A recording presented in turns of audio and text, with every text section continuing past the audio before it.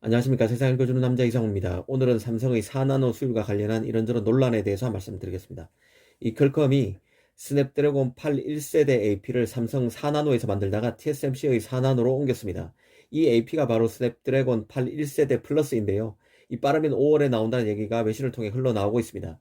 이 퀄컴의 이 결정을 두고 한쪽에서는 삼성의 낮은 수율 등에 실망한 이 퀄컴의 결정이란 얘기가 나오고 있고, 또 다른 쪽에서는 ARM의 초프리미엄 IP인 코어텍스 X2가 전력 효율 문제가 심각해 모바일 AP 성능에도 나쁜 영향을 주고 있다는 외신을 근거로 삼성 파운드리 자체의 문제가 아니라 ARM IP를 활용한 퀄컴의 설계도 문제 때문에 이 퀄컴이 TSMC로 파운드를 옮겼다는 추론을 하고 있습니다.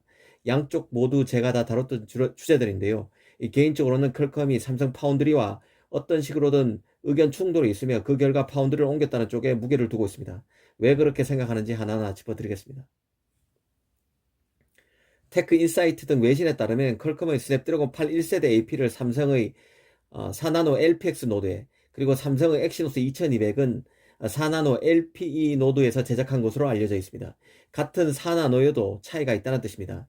더 엄밀히 말하면 이 퀄컴 스냅드래곤의 경우는 4나노 LPX로 부르지만 사실은 5나노 공정을 업그레이드한 공정이라 사실상 5나노 공정에 더 가까운 것으로 알려져 있습니다. 즉 엑시노스 2200의 제작 공정이 4나노 1세대라면 퀄컴 스냅드래곤 8 1세대 AP는 삼성의 5나노 2세대 공정에서 만들었다는 게 더 정확한 표현입니다. 이 퀄컴 스냅드래곤만 해도 삼성 갤럭시 폰에만 들어가는 게 아닙니다. 중국 스마트폰 등 안드로이드 제조사들이 대거 탑재하는 AP가 바로 퀄컴이죠. 달리 보면 퀄컴으로서는 삼성의 최첨단 노드인 4나노를 활용하기 부담이 될 수 있다는 뜻입니다. 혹여 양산에 문제가 생기면 이 퀄컴으로서는 최악의 사태를 맞을 수도 있습니다. 그래서 엑시노스가 쓴 4나노 LPE가 아닌 사실상 5나노 2세대 공정격인 4나노 LPX 노드를 쓰지 않았을까 하는 게 개인적인 추론입니다. 퀄컴이 더 안전한 선택을 했다는 얘기입니다. 그런데도 스냅드래곤 8 1세대 AP 수율이 만족스럽지 않았고 퀄컴이 삼성의 실망감을 가졌을 것이란 게 개인적인 판단입니다. 실제로 외신들은 퀄컴의 스냅드래곤 8 1세대 AP 수율이 엑시노스 2200만큼 낮지는 않았음에도 퀄컴이 판단하기에 적절한 수준에는 못 미쳤다는 보도를 내놨습니다. 이 퀄컴으로서는 앞선 노드를 삼성 엑시노스에 양보하는 선택을 했지만 결과가 만족스럽지 못했고, 엑시노스 2200의 수율은 더 낮았기에 삼성의 4나노 LPE 노드에 대한 신뢰감이 떨어졌다는 판단입니다. 이번에는 그 ARM IP의 전력 효율 문제 때문에 퀄컴의 설계에 문제가 있다는 추론을 한번 탐색해 보겠습니다. 통상 ARM의 라이선스 방식은 두 가지인데요. 먼저 퀄컴 같은 경우는 ARM의 코어텍스 코어를 빌려와서 자신만의 커스텀 코어를 만듭니다. 이 커스텀 코어는 ARM의 IP를 베이스로 자체적으로 자신의 제품에 최적화시킨 코어를 뜻합니다. 반면 삼성은 지난 2019년 CPU 개발팀인 몽구스를 해체했습니다. 그래서 삼성만의 커스텀 코어인 M 시리즈 개발을 접었죠. 그간 M 시리즈를 꾸준히 갤럭시 제품에 탑재했지만 이 성과가 더디자 이제는 완전히 자체 커스텀 코어 개발을 접고 갤럭시 S21부터는 ARM의 코어텍스 표준 코어 디자인을 그대로 갖다 사용하고 있습니다. 외신을 보면 ARM의 코어텍스 X 시리즈의 두 번째 제품인 코어텍스 X2가 전력 소모가 심하다는 내용이 담겨 있는데요.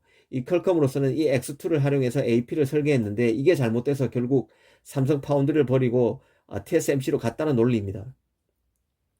이 상식적으로 보면 ARM의 이 초프리미엄 IP인 X 시리즈의 전력 개선이 더디고 잘 안 될 경우 이 IP를 활용하고 있는 이 퀄컴뿐만 아니라 삼성 등이 다 문제가 생기게 됩니다.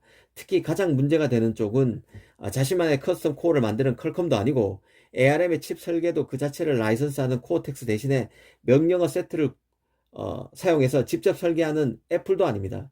가장 크게 문제가 되는 쪽은 ARM IP를 그대로 갖다 쓰는 삼성의 설계팀입니다. 이런 배경을 안다면 ARM IP에서 문제가 있었고 이를 바탕으로 설계를 한 퀄컴의 설계도가 문제가 됐다는 논리는 삼성 엑시노스 설계에도 그대로 적용될 수밖에 없는 논리입니다. 만약 이 논리가 맞다면 삼성의 엑시노스가 가장 큰 난간에 부닥치는 셈입니다. ARM의 CPU IP를 전적으로 의존하는 삼성 AP로서는 앞으로 큰 문제에 봉착하게 되는 것입니다.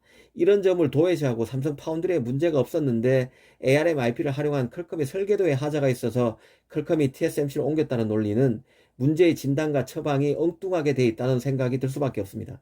더구나 그 미디어텍의 AP인 디멘시티 9000의 경우는 퀄컴 스냅드래곤 8 1세대 제품과 구성 자체가 동일합니다. 당연히 ARM의 코어텍스 S2를 쓰고 있고 TSMC 4나노에서 제작됐습니다. 하지만 평가는 그간 그 산자이폰에 탑재되는 AP를 만든다는 평가를 받아왔던 미디어텍을 다시 조망하는 계기가 될 만큼 좋은 상황입니다. 이는 결국 퀄컴 설계 자체의 문제보다는 삼성 파운드리의 문제로 판단이 기우는 결과로 이어진다는 생각입니다. 오늘은 삼성 4나노 수율과 관련해 이런저런 관측에 대해서 한번 따져봤습니다. 감사합니다.